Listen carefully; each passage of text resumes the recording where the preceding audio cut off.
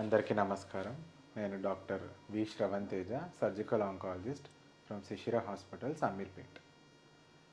ఈ April month cancer awareness, స్పెసిఫిక్గా oral cancer awareness మంత్గా మనము ఇంక్లూడ్ చేసుకున్నాము.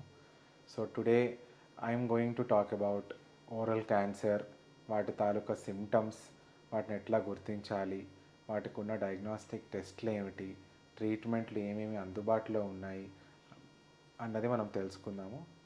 Predominantly will stress on awareness and symptoms.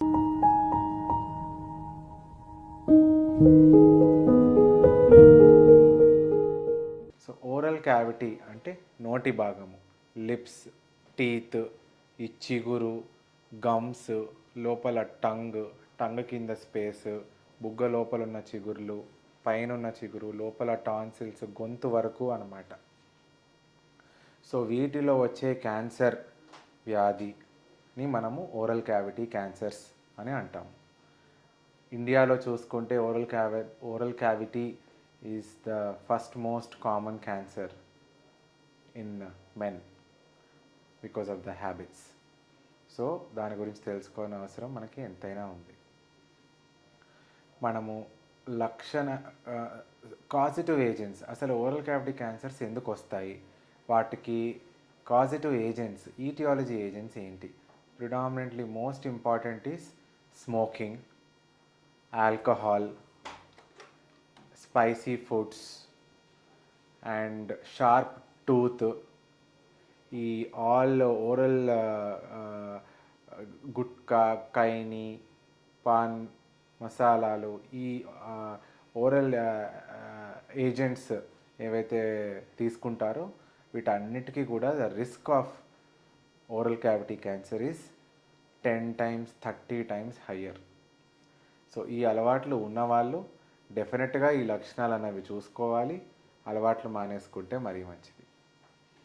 ఈ స్మోకింగ్లో ఉన్న టొబాకో, నికోటిన్ అన్న పదార్థము, ఆల్కహాల్ తీసుకునే వాళ్ళకి అందులో ఉన్న ఆల్కహాల్, ఇథైల్ ఆల్కహాల్ అన్న సబ్స్టిట్యూటెంట్, ఇంకా ఈ జర్దా, కైని, వీటిలో టొబాకో, నికోటిన్ అన్న పదార్థము, వాళ్ళు ఈ అండర్ టంగ్, అండర్ లిప్ పెట్టుకోవడం వల్ల కాన్స్టెంట్గా అక్కడ ఉన్న చిగురికి ఈ టాక్సిక్ పదార్థాల కాంటాక్ట్ ఉండడం వల్ల మనకు ఆ ఏరియాలో క్యాన్సర్ అన్నది ఏర్పడుతుంది. సో ఈ ఈ రిస్క్ ఫ్యాక్టర్స్ని మనము జాగ్రత్తగా గమనించుకోవాలి. నెక్స్ట్ సిమ్టమ్స్, లక్షణాలు ఏంటి అంటే non healing ulcer or non healing wounds in the oral cavity for more than 2 weeks అంటాం. అంటే ఏదైనా ఒక పుండు ఏర్పడిందంటే ఓరల్ క్యావిటీలో, ఓరల్ క్యావిటీ అంటే ఇప్పుడు నేను చెప్పిన భాగాలన్నిటినీ, లిప్స్ దగ్గర నుంచి వెనకాల గొంతు వరకు ఏదైనా పుండు ఏర్పడింది, ఆ పుండు కనుక మనకి హీల్ అవ్వట్లేదు, ఆరట్లేదు, 2 weeks కన్నా ఎక్కువ అయింది, మందులు వాడారు, తిరిగారు, చూపించారు, అయినా అది హీల్ అవ్వట్లేదు అంటే కనుక definitely that is a suspicious ulcer. ఇంకొకటి, క్యాన్సర్ వల్ల వచ్చే నోటి అల్సర్లు ఆర్ అబ్సల్యూట్లీ పెయిన్లెస్. మన బాడీ డీహైడ్రేట్ అయిపోతే చాలామందికి మనకి నాన్ వెజ్ తిన్న బాడీలో డీహైడ్రేషన్, వాడుక భాషలో వేడెక్కింది అంటాము, నోట్లో చిన్నలాంటి అల్సర్లు వస్తాయి. Those will be very painful. ఆ అల్సర్ వచ్చిందంటే మనం ఏది ఫుడ్ తినలేము. Those are not suspicious. So cancerous ulcers in the mouth అంటే they are painless, absolutely painless. పెయినే ఉండదు, జస్ట్ పుండు మాత్రమే ఉంటుంది. సో పేషెంట్స్ కూడా నెగ్లెక్ట్ చేసేస్తారు, పెయిన్ లేదు కదా, మనకేమీ ఇబ్బంది లేదు కదా, దేని గురించి ఇది ఇప్పుడు డాక్టర్ దగ్గరికి వెళ్ళడం అన్నది. కానీ painless ulcers in the oral cavity are very dangerous and they are very cautious. జాగ్రత్తగా చూసుకుంటూ ఉండాలి, నెంబర్ 1. నెంబర్ 2, ఏమైనా గడ్డలు ఈ చిగురులో కానీ, లోపల చిగురులో కానీ, గమ్స్లో కానీ మనకి ఏమైనా వాపులు, స్వెల్లింగ్స్ లాంటివి కనిపించినా కూడా అవి కూడా are cautious. Be cautious, those also can be cancerous. నెంబర్ 3, లూజనింగ్ ఆఫ్ టీత్. మన టీత్ చిన్నపిల్లలకి లూజ్ అయ్యి పడిపోయినట్టు, అడల్ట్ వాళ్ళకి లూజ్ అయ్యి పడిపోయింది అనుకోండి, ఆ కిందున్న గమ్లో ఏదైనా వ్యాధి ఉన్నట్టు, మోస్ట్లీ మెలిగ్నెన్సీ. కొంతమందికి అలా కూడా బయటపడుతుంది. చాలామంది ఫస్ట్ డెంటిస్ట్ దగ్గరికి వెళ్తారు, ఒక టూత్ ఎక్స్ట్రాక్షన్, టూత్ లూజ్ అయ్యిందండి అని చెప్పి టూత్ ఎక్స్ట్రాక్షన్ చేయించుకుంటారు. ఆ టూత్ తీసిన తర్వాత ఆ కింద మనకి ఏదైనా గడ్డ కనబడుతుంది. ఆ గ్రోత్ నుంచి బయాప్సీ తీస్తే, ముఖ పరీక్ష తీస్తే క్యాన్సర్ అని బయటపడుతుంది. సో అడల్ట్ పేషెంట్స్ 20 ఏళ్ళు పైబడిన వాళ్ళకి స్పాంటేనియస్గా టూత్ లూజనింగ్ అయ్యింది అంటే కనుక డెఫినెట్గా క్యాన్సర్ అనేది ఒకటి మైండ్లో మనం పెట్టుకోవాలి. And please consult an oncologist for that. And tongue movements restrict అయినా కూడా, లేదా టంగ్లో అల్సర్లు ఫామ్ అయినా, టంగ్ కింద అల్సర్లు ఫామ్ అయినా, లేదా టంగ్ మూమెంట్స్ రెస్ట్రిక్ట్ అవ్వడం అంటే మనం ఇట్లాగా బయటికి లోపలికి చేయలేకపోవడము, లోపల లోపల మనం తిప్పలేకపోవడము, అట్లాంటి రెస్ట్రిక్షన్ లాంటిది ఉన్నా కూడా again you should be very cautious. బయటికి కనబడకపోవచ్చు, టంగ్ బేస్ అనేది మనకి ఇక్కడ ఉంటుంది గొంతు దగ్గర, అక్కడ మనకి ఏమైనా క్యాన్సరస్ గ్రోత్ ఫామ్ అయింది అనుకోండి, ఈ టంగ్ మూమెంట్స్ అనేవి ఉండవు అనమాట, బయటికి చూడడానికి ఏమీ ఉండదు. సో అది మనం గమనించుకోవాల్సిన విషయం. ఇది ఒక లక్షణం అనమాట. ఇంకొకటి సబ్మ్యూకోజల్ ఫైబ్రోసిస్, ట్రిస్మస్ అంటాం మెడికల్ టర్మినాలజీలో. అంటే నోరు కంప్లీట్గా ముందు ఇంత ఓపెన్ అయ్యేది, ఇప్పుడు ఆ ఓపెనింగ్ అనేది తగ్గిపోయింది, ఓపెన్ చేయలేకపోతున్నారు అంటే కనుక అది కూడా ఒక sign. Recent onset inability to open your mouth completely, so that is also one of the symptoms.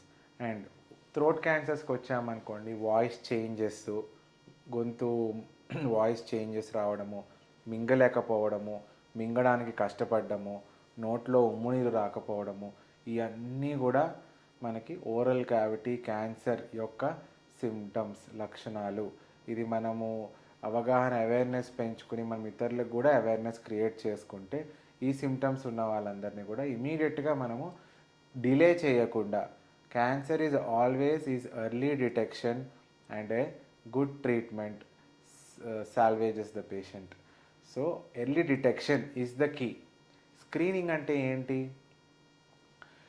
ఏదైనా జబ్బు రాకముందు ముందే మనం దాన్ని కనుక్కొని ఉంటే దాని తగు ట్రీట్మెంట్ చేసుకుంటే ఫర్దర్గా అది క్యాన్సర్గా మారకుండా చేసుకోవచ్చు. అది స్క్రీనింగ్. సో అలాగే ఓరల్ క్యావిటీలో కూడా మనకి నేను చెప్పిన ఇప్పటివరకు లిస్ట్ అవుట్ చేసిన లక్షణాలు, సిమ్టమ్స్ కానీ అల్సర్లు కానీ అవన్నీ తెలుసుకుంటే 2 వారాలు పైబడి సిమ్టమ్స్ అలాగే ఉన్నాయంటే ఇమీడియట్గా డాక్టర్ దగ్గరికి వెళ్ళామంటే ఆయన చిన్న బయాప్సీ పరీక్ష చేస్తారు, ప్రాబ్లం ఇది అని తెలుస్తుంది, ట్రీట్మెంట్ కూడా చిన్న దాంతో వెళ్ళిపోతుంది అనమాట. కమింగ్ టు అసలు డయాగ్నోస్టిక్ టెస్ట్లు, సార్ ఏమైనా బ్లడ్ టెస్ట్ చేయండి, ఏమైనా స్కాన్ చేయండి, దీని ద్వారా మనకి ముందే తెలుసుకోగలమంటే oral cavity is an open cavity, open body cavity. So you can see, అద్దం ముందు చూసుకున్నట్టు మనం రోజు ఓరల్ క్యావిటీ మనం చూసుకోవచ్చు. లేదా ఏదైనా ఎక్కడైనా నోటి పంటిలో దగ్గర కానీ, నాలుక దగ్గర కానీ, చిగురు దగ్గర కానీ ఏమైనా ఇబ్బంది పడినా కూడా వెంటనే మనం we can only visualize our mouth and in front of the mirror. So we can find out ఏదో ఉంది, తేడా ఉంది ఇక్కడ అంటే వెంటనే immediately you have to go to oncologist and consult them. And వాళ్ళు చేసే పరీక్షలు బయాప్సీ పరీక్షలు లాంటివి ఉంటాయి టు కన్ఫర్మ్. ఇప్పుడు మీకున్న పుండు అది నిజంగా అందులో క్యాన్సర్ ఉందా లేదా అన్నది తెలుసుకోవడానికి ముఖ పరీక్ష లాంటిది చేసుకోవాలి. స్మాల్ బయాప్సీ, ఇందులో ఒక అపోహ ఉంది, బయాప్సీ చేసి ముఖ పరీక్ష చేస్తే ఉన్న జబ్బు ఇంకా పెరిగిపోతుంది, నిద్రపోతున్న క్యాన్సర్ని మీరు నిద్ర లేపారు, స్ప్రెడ్ అయిపోతుందన్న ఒక అపోహ ఉంది జనాల్లో. అది టోటల్లీ రాంగ్ అండి. Biopsy is a must. Cancer డిసీజ్లో బయాప్సీ లేనిదే ట్రీట్మెంట్ ఎవరు చేయరు, ఎక్కడ చేయకూడదు according to by rules. So ఒక బయాప్సీ చేసుకొని అది కన్ఫర్మ్ చేసుకొని క్లినికల్ ఎగ్జామినేషన్ ద్వారానే మనకు ఆ జబ్బు ఎంత మేరకు ఎక్కువగా ఉంది, దానికి ట్రీట్మెంట్ ఏ రకంగా చేయవచ్చు అన్నది క్లినికల్ ఎగ్జామినేషన్ అంటే ఒక డాక్టర్ గారు చూసి చెప్పేది, స్కాన్స్ ద్వారా తెలుసుకునేది కాదు. That is most important. So లక్షణాలు తెలుసుకుని డాక్టర్ దగ్గరికి వెళ్ళడం వెరీ మోస్ట్ ఇంపార్టెంట్. తర్వాత దీనికి స్టేజ్ బట్టి, ఓరల్ క్యావిటీ క్యాన్సర్లో కూడా స్టేజ్లు ఉంటాయి. ఆ స్టేజ్ ప్రకారంగా వాటికి ట్రీట్మెంట్ పద్ధతులు కూడా అందుబాటులోకి ఉన్నాయి. ట్రీట్మెంట్లు చూసుకుంటే మనకి సర్జరీ దగ్గర నుంచి కీమోథెరపీసు, రేడియేషన్ థెరపీసు అందుబాటులోకి ఉన్నాయి. రేడియేషన్ థెరపీస్ ఫర్ సర్జరీ తీసుకుంటే సర్జరీలో మనకి చాలామంది అల్సర్లు పెద్దగా ఈ బోన్ ఇన్వాల్వ్మెంట్ అయిపోయి, పై బోన్ ఇన్వాల్వ్మెంట్ అయిపోయి ఎండ్ స్టేజ్లో వస్తారు. ఒకప్పుడు అలాంటి వాళ్ళకి సర్జరీలు చేస్తే అది ఫేస్ మొత్తం డిస్ఫిగర్మెంట్ అయిపోయేది. కానీ ఇప్పుడు we have plastic surgery reconstruction options కూడా ఉన్నాయి. wherein you can replace the bone with bone, you can replace muscle fat with equivalent tissues, and you can reconstruct the entire compartment ఏదైతే తీసామో దాని మొత్తం reconstruction చేసుకోవచ్చు surgery పరంగా. Next prime modality of treatment in oral cavities radiation therapy అంటాము. Radiation థెరపీలో కూడా they are many more advanced techniques and machines that are available అందుబాటులో ఉన్నాయి మన దగ్గరే, వేరిన్ సైడ్ ఎఫెక్ట్స్ ఎక్కువ లేకుండా, చుట్టుపక్కల ఈ పెరోటిడ్ గ్లాండ్స్కి ఎఫెక్ట్ కాకుండా జస్ట్ ఆ ట్యూమర్కి మాత్రమే మనము రేడియేషన్ ఇచ్చుకుని క్యాన్సర్ సెల్స్ని క్లియర్ చేయొచ్చు. మూడో పద్ధతి కీమోథెరపీ. కీమోథెరపీలో కూడా మనకి అడ్వాన్స్ స్టేజ్లో ఉన్నవాళ్ళు ఇమ్యూనోథెరపీలు అని చెప్పేసి, హార్మోనల్ థెరపీస్ అని చెప్పేసి న్యూయర్ ఏజెంట్స్ అన్నవి కూడా మనకి ఇప్పుడు అందుబాటులోకి వస్తున్నాయి. అండ్ లాస్ట్గా I want to stress on one most important thing is oral cancer caused by HPV virus, human papilloma virus.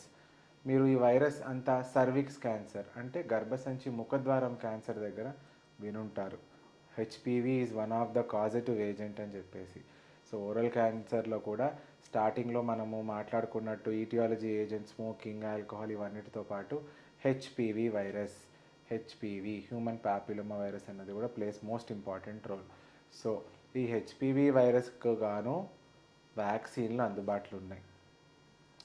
So HPV వైరస్ని డీల్ చేయడానికి వచ్చిన వ్యాక్సిన్స్ గర్భసంచి ముఖద్వారం క్యాన్సరే కాకుండా oral cavity cancer plus anal canal cancers ఈ రెండింటి నుంచి కూడా సేవ్ అవ్వచ్చు వ్యాక్సిన్స్ తీసుకుంటే. And vaccines are available everywhere in the market, అందరి దగ్గర అందుబాటులో ఉన్నాయి. రీసెంట్గా ఐఏపీ స్కెడ్యూల్లో కూడా యాడ్ చేయడం జరిగింది పిల్లలకి.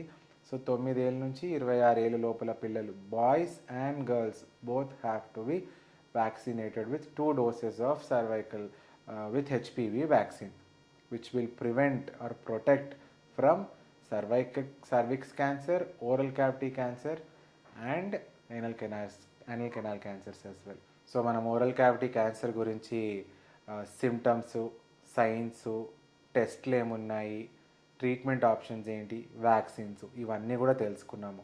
సో మేజర్గా యాజ్ ఎ కామన్ వ్యూవర్స్గా నేను స్ట్రెస్ చేసేది అవేర్నెస్, అంటే లక్షణాలు కొంచెం కరెక్ట్గా అర్థం చేసుకొని ఇతరులకు కూడా మనము ఈ లక్షణాల గురించి ఎక్స్ప్లెయిన్ చేస్తే, ఎస్పెషల్లీ ఆ రిస్క్ ఫ్యాక్టర్స్ ఉన్న వారికి ఎక్స్ప్లెయిన్ చేసుకుంటే మనకి ఎర్లీ స్టేజ్, చిన్న స్టేజ్లో ఉండగానే డాక్టర్ దగ్గరికి వెళ్ళి వాళ్ళు సంప్రదించవచ్చు.